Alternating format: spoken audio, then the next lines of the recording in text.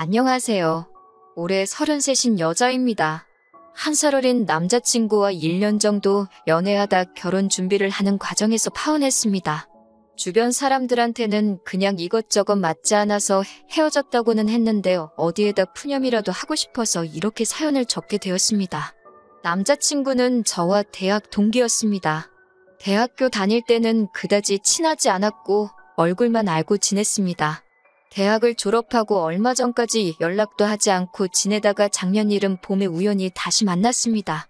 친구와 제가 술을 마시고 있었는데 친구와 계속 연락하던 남자친구가 우연히 합석을 하게 되었거든요. 사회생활하면서 이리저리 치이다가 남자친구를 만나니 다시 20대 그 시절로 돌아간 기분이 들었습니다. 게다가 그날 이후로 남자친구는 오늘 뭐하냐, 밥 먹자, 영화 보자 등으로 계속해서 연락을 해왔습니다.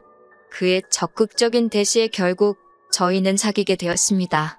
저는 대학 졸업 후 일본으로 유학을 떠났어요. 어학연수로 떠났다가 본격적으로 공부를 해보고 싶어서 대학원까지 진학하기로 결정했고요.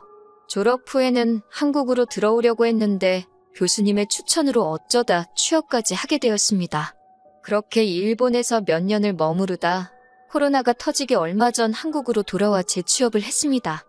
그렇게 다시 직장을 다니기 시작한 지는 2, 3년밖에 되지 않았습니다.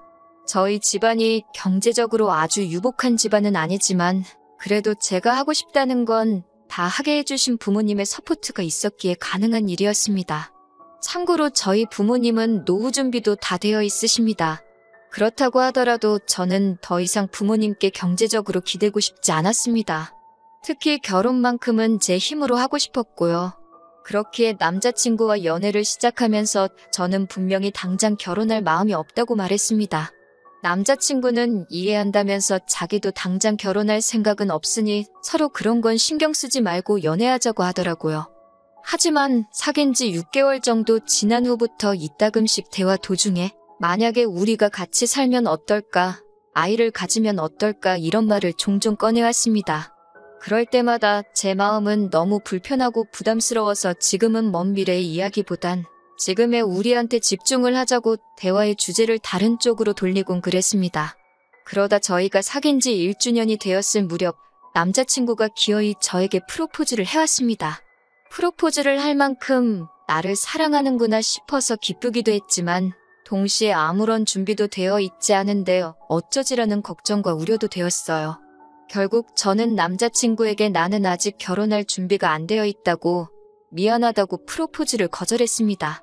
그럼에도 불구하고 남자친구는 자기가 모아둔 돈도 있고 시댁에서 집도 해주실 거라면서 제발 다시 생각해보라고 하더라고요. 그러면서 장기적으로 봤을 때는 제가 연봉도 더 많이 받으니까 자기는 손해보는 거 하나도 없다고 부담 갖지 말라고 했습니다. 그런 말을 들으면서도 저는 미안하고 부담스러워서 다시 한번 거절을 했어요. 하지만 동시에 저도 남자친구를 사랑하는 마음은 진심이었기에 친정에 이러한 일이 있었다고 말씀은 드렸습니다. 그리고 감사하게도 친정 부모님이 현금 5천만 원을 지원해 주신다며 결혼을 하라고 하셨습니다. 일본에서 직장 생활을 하는 동안에는 직접 벌어서 생활비로 충당했고 국내로 들어와서는 직장 생활을 한 지 얼마 되지 않아서 많이 모으지 못한 상황이었습니다. 그래서 제가 모아둔 돈 2천에 부모님이 주신 5천, 그리고 남자친구가 모아둔 돈 8천을 가지고 결혼 준비를 시작했습니다. 저는 서울에서 태어나 초중고대학을 전부 서울에서 나왔습니다. 그러다 일본으로 유학을 떠났고 계속해서 일본에 있었어요. 약 6년간의 일본 생활을 접고 다시 본가가 있는 서울로 들어왔어요.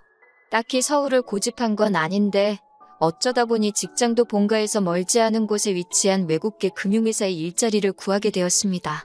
하지만 재취업을 하고 얼마 지나지 않아 코로나가 시작되었고 그 이후로 지금까지 계속 재택근무를 하고 있어요. 연봉은 6천 정도로 또래에 비해서 적은 편은 아니라고 생각합니다. 남자친구의 경우 서울에서 멀지 않은 곳에 위치한 지방의 토박이로 대학을 제외하곤 전부 그 지역에서 나왔습니다.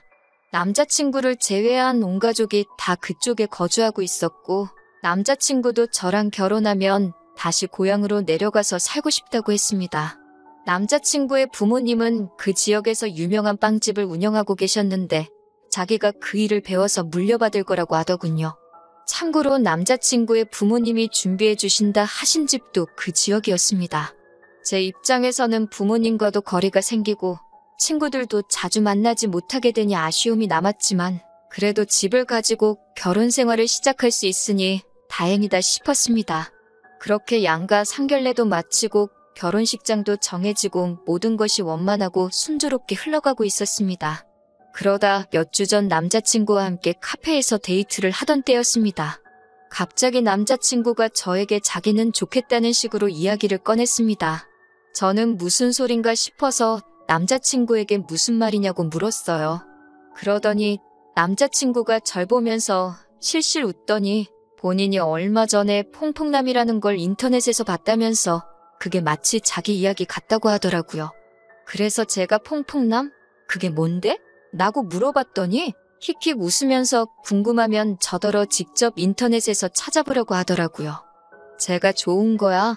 라고 물어보니까 글쎄? 잘 모르겠네 라며 애매한 대답을 하더라고요.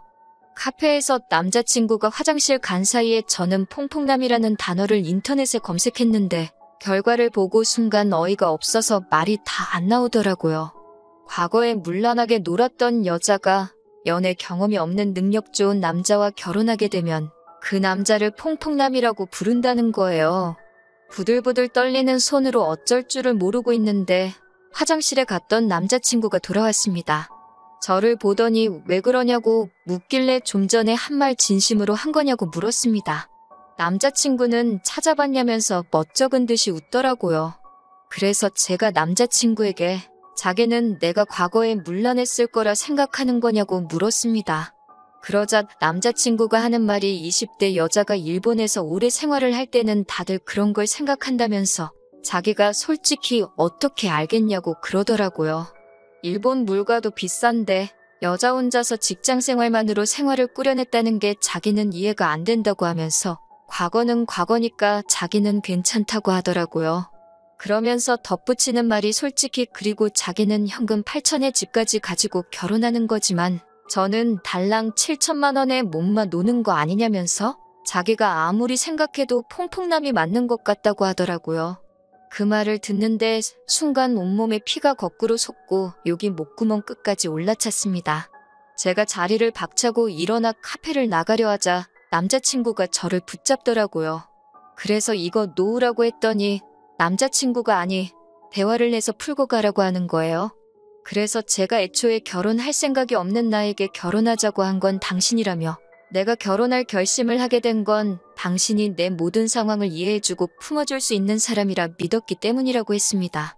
그런데 지금 당신은 본인인 나조차 모르는 내 과거를 지레짐작으로 만들어내고 그걸 이해한다니 신경 하나도 안 쓴다니 헛소리를 해대니 더 이상 당신과 결혼할 수 없을 것 같다고 했습니다.